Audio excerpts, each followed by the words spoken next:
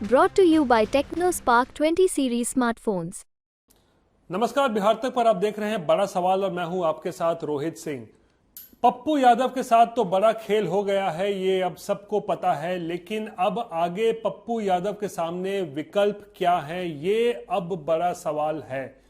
पप्पू यादव ने जो पूर्णिया की जनता से जो वादा किया था, जो कमिटमेंट किया था, क्या पप्पू यादव वो कमिटमेंट पूर्णिया की जनता से पूरा करेंगे? पप्पू यादव ने जो पूर्णिया की जनता से कमिटमेंट किया था चुनाव लड़ने का, क्या वहीं से पप्पू यादव चुनाव लड़ेंगे? ये बड़ा सवाल है, क्योंकि अगर अब पप्पू यादव के राजनीतिक भविष्य पर नजर डालें या उसकी एक एनालिसिस करें तो बहुत ज्यादा विकल्प जो है वो पप्पू यादव के सामने नजर नहीं आ रहे हैं। और जो सबसे एक मजबूत विकल्प उनके सामने जो दिख रहा है इस वक्त वो ये है कि अगर वो कांग्रेस पार्टी जिसको वो शामिल हुए थे, जिसमें अभी कुछ ही दिन हुए उन्हें कांग्रेस पार्टी में शामिल हुए, अगर वो कांग्रेस पार्टी छोड़ देते हैं और फिर अपनी पुरानी पार्टी को एक तरीके से कहें तो पुनर्जीवित करते हैं और फिर निर्दलीय चुनाव लड़ेंगे पूर्णिया से, तो ये एक बड़ा विकल्प है जो पप्पू यादव के सामने इस वक्त नजर आ रहा है। क्योंकि जो चर्चा चल रही है बिहार के राजनीतिक गलियारे में वो ये है कि पप्पू यादव हो सकता है कि पूर्णिया से जो उन्होंने वादा किया था उस वादे को पूरा करने के लिए निर्दलीय भी चुनाव लड़ सकते हैं। ये विकल्प पप्पू यादव के सामने खुला हुआ है। हालांकि पप्पू यादव की कांग्रेस से लगातार बातचीत चल रही है, लेकिन आज जिस तरीके से ये बिल्कुल साफ हो चुका है कि पूर्णिया में कांग्रेस चुनाव लड़ने नहीं जा रही है, क्योंकि वो सीट लालू प्रसाद ने अपने पास रख लिया है, यानी कि आरजेडी के उम्मीदवार वहां से बीमा भारती चुनाव लड़ने जा रही है। और जो रही सही कुछ उम्मीद लगी भी होगी या रही होगी पप्पू यादव को कि आधिकारिक घोषणा के बाद शायद पूर्णिया की सीट कांग्रेस को मिल जाए, वो सारी जो कह सकते हैं उम्मीद जो है वो पूरी तरीके से चकनाचूर हो चुकी है। तो अब पप्पू यादव क्या करेंगे? कांग्रेस से क्या वो चुनाव लड़ेंगे कांग्रेस के टिकट पर?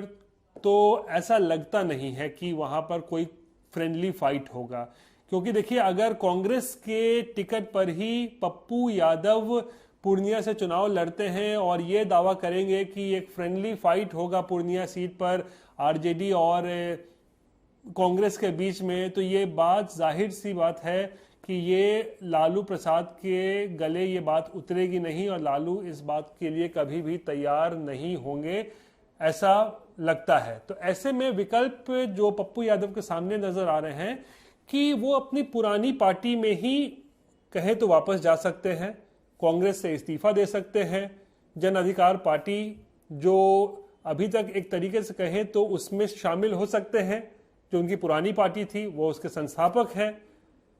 और जो सबसे इस वक्त एक प्रबल उम्मीद जो लग रही है, संभावना जो दिख रही है पप्पू यादव के लिए, वो ये है कि वो निर्दलीय के तौर पर पूर्णिया से चुनाव लड़ सकते हैं और फिर जन अधिकार पार्टी, जिस पार्टी को उन्होंने खड़ा किया है, वो पार्टी पप्पू यादव को निर्दलीय उम्मीदवार के तौर पर अपना समर्थन दे सकती है।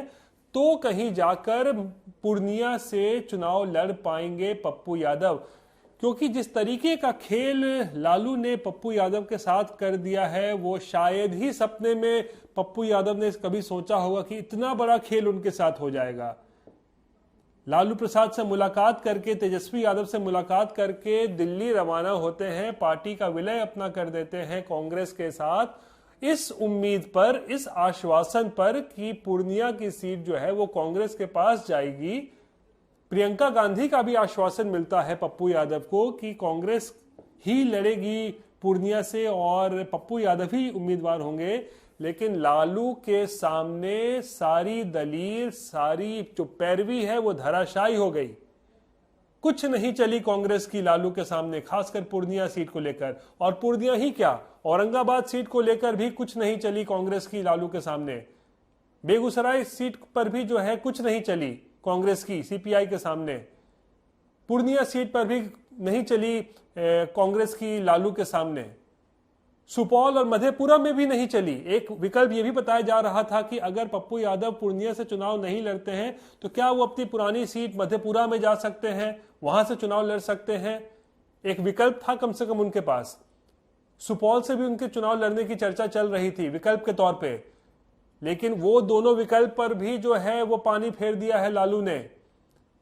सीट शेयरिंग बंटवारा जो हुआ है, जिसकी घोषणा आज हुई है, उसमें सुपौल भी गया है आरजेडी के पास, मधेपुरा भी गया है आरजेडी के पास, पूर्णिया तो गया ही है आरजेडी के पास। यानी क्या लालू ने सोच लिया है कि पप्पू यादव को बिहार की राजनीति से पूरी तरीके से समाप्त कर देना है, कोई ऐसी सीट ना छोड़ो जहां से पप्पू यादव चुनाव लड़ पाए। लगता तो ऐसा ही है, क्योंकि जिस तरीके से सीटों का बंटवारा हुआ है उससे ऐसा बिल्कुल साफ है कि पप्पू यादव के लिए तमाम दरवाजे जो हैं वो चुनाव लड़ने के किसी पार्टी के सिंबल पर जो है वो बंद हो चुके हैं।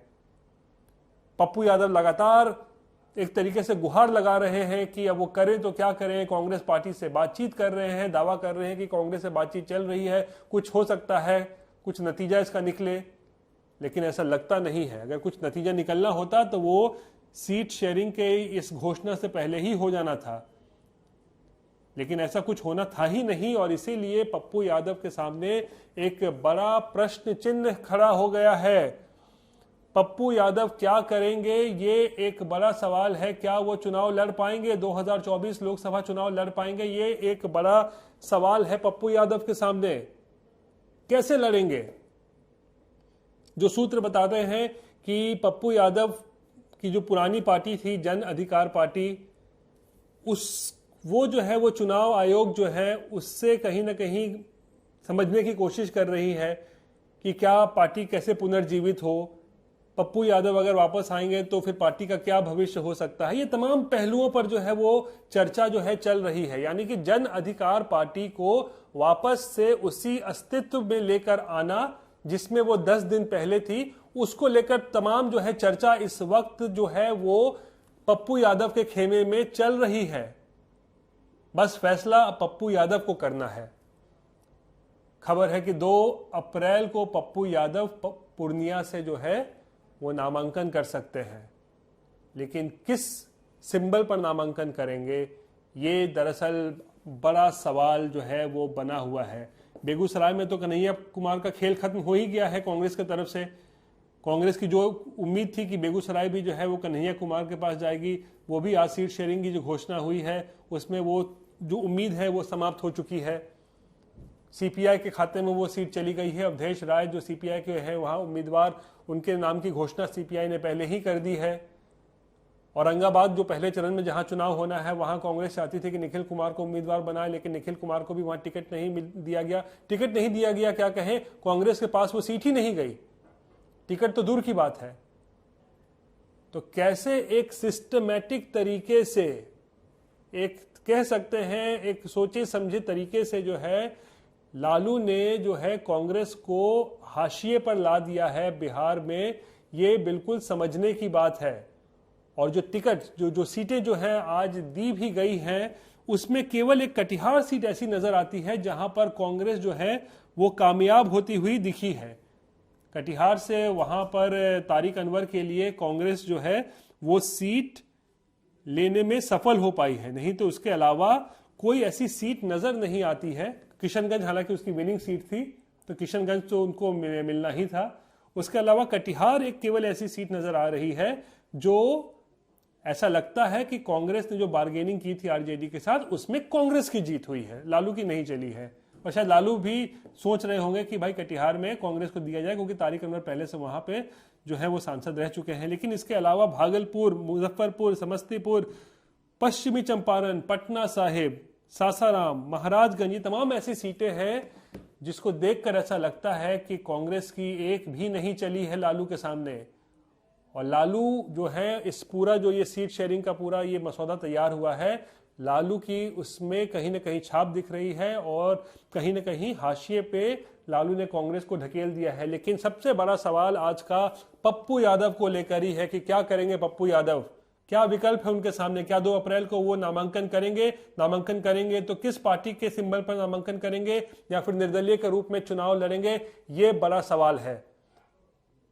बहरहाल ये थी बिहार से जुड़ी हुई आज की सबसे बड़ी खबर। बाकी की तमाम खबरों के लिए आप देखते रहिए बिहार तक और मुझे आज के लिए दीजिए इजाजत। नमस्कार।